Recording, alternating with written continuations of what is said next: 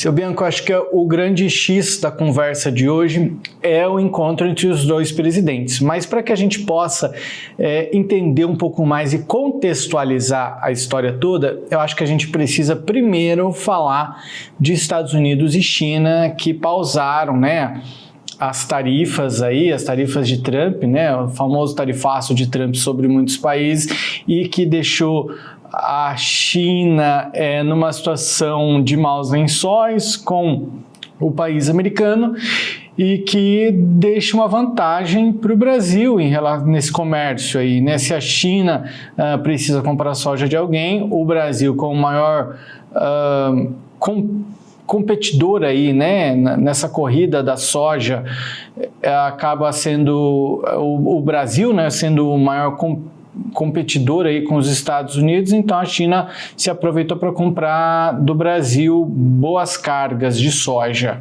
Bom, as principais autoridades econômicas dos dois países, né, eles elaboraram no domingo a estrutura de um acordo comercial para o presidente dos Estados Unidos, Donald Trump, e o presidente chinês, o Xi Jinping, finalizarem o que deve interromper nessas tarifas norte-americanas mais rígidas para exportação, enfim, controles de terras raras, que a gente falou na semana passada, se eu não me engano, né? A China detém boa parte dessa parte explorada de terras raras, ou seja, a gente está vendo aí uma apaziguação, os países estão fazendo as pazes. E aí o secretário de Tesouro dos Estados Unidos, ele disse que essas negociações, elas eliminaram a ameaça, né, das tarifas de 100% impostas por Trump sobre a China. O que esperar? O Brasil fica em maus lençóis, por enquanto os números andam bons aqui. Agora, é aquela velha história. Agora também os Estados Unidos têm que recuperar a confiança da China. Enfim, ficou um mês inteiro, né? Setembro sem comprar, outubro, foram números inéditos, né? Zero de compra dos Estados Unidos por parte da China. O que a gente consegue analisar disso tudo, na sua opinião?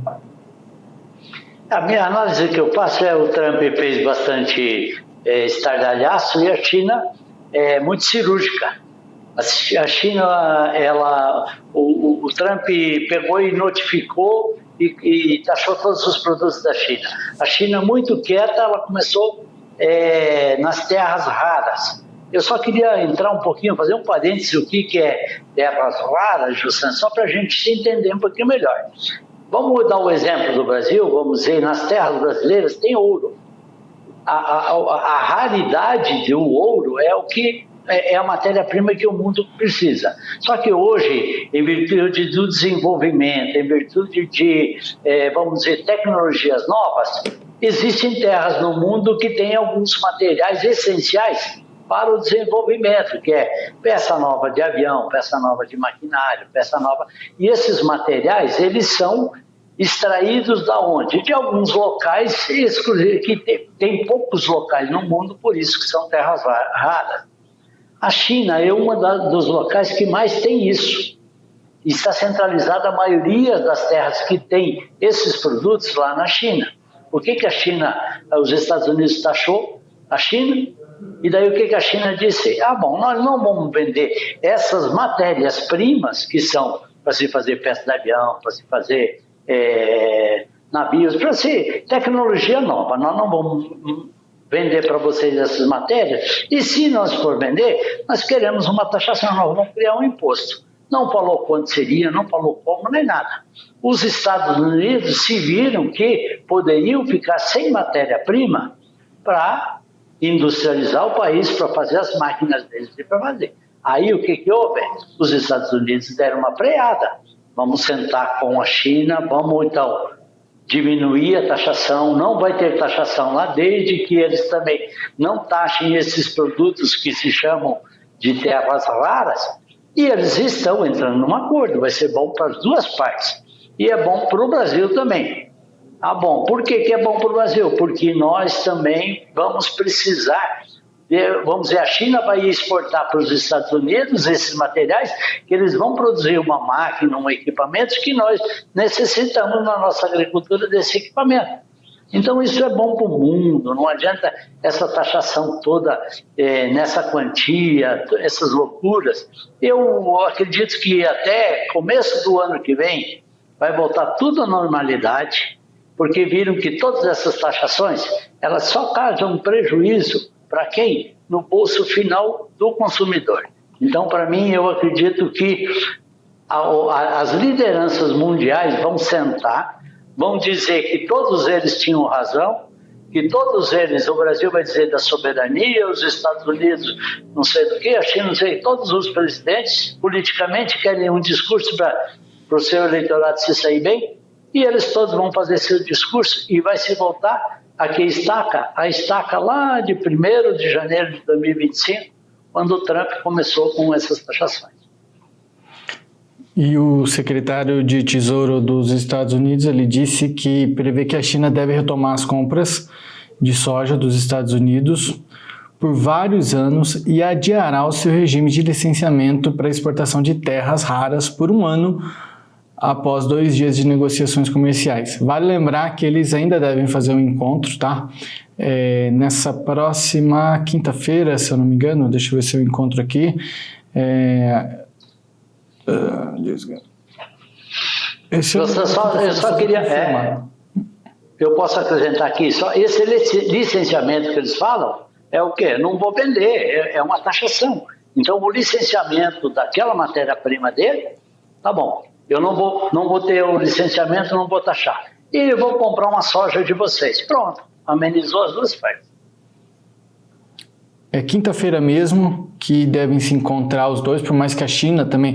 Isso foi os Estados Unidos disse que deve acontecer esse encontro. A China ainda não confirmou nada, mas ao que parece deve acontecer nesse encontro para de fato assinar esse acordo, selar esse acordo entre os dois países, que ainda não está de fato selado, mas já está anunciado aí pelos meios de comunicação, a conversa que foi essa.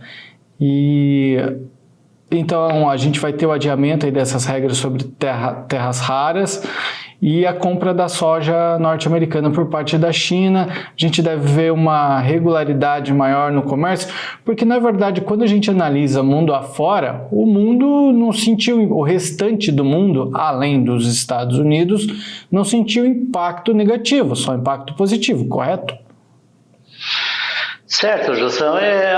Principalmente agora a maior notícia é que a China vai voltar a comprar soja dos Estados Unidos. Então nós mesmo comentamos lá no começo do ano que se a China não comprar soja dos Estados Unidos, nossa soja ia aumentar de preço. Não mudou em nada. Ontem, quando a China disse que iria voltar a comprar a soja dos Estados Unidos, soja em Chicago subiu. Mas para nós, então, daí baixou para nós? Não, subiu para nós também. Então nós vamos deixar de vender soja diretamente para a China e isso está aumentando o preço da soja em Chicago. Por quê? Porque deu o alerta e abriu o mercado norte-americano. O mercado em si, o mercado mundial, ele trabalha como um global, não é um país vendendo para o outro, e sim o globo inteiro. Quando o mundo inteiro precisa de uma matéria-prima a mais, aí sim que os preços sobem. Mas se não, em virtude dessas notícias e dessas correrias individualizadas, o preço não muda não. O que mudou foi subir um pouquinho, soja subiu mais de 1% depois do anúncio desse acordo, né? Aí teve... Subiu na Bolsa de Chicago, que é a bolsa lá dos Estados Unidos. Então vamos dizer, nós vamos deixar de vender nossa soja. O Brasil não vai vender soja para a China, porque quem que vai vender soja é quem? Os Estados Unidos. Ah tá, então nós vamos ficar com a nossa soja parada. Mas aí nossa soja subiu, por que subiu? Porque nossa soja tem o parâmetro da Bolsa de Chicago. A Bolsa de Chicago que regula o preço mundial. Bom, além disso, o dólar caiu ante o real sob influência do exterior de uma reunião aí, né, entre Lula e Trump.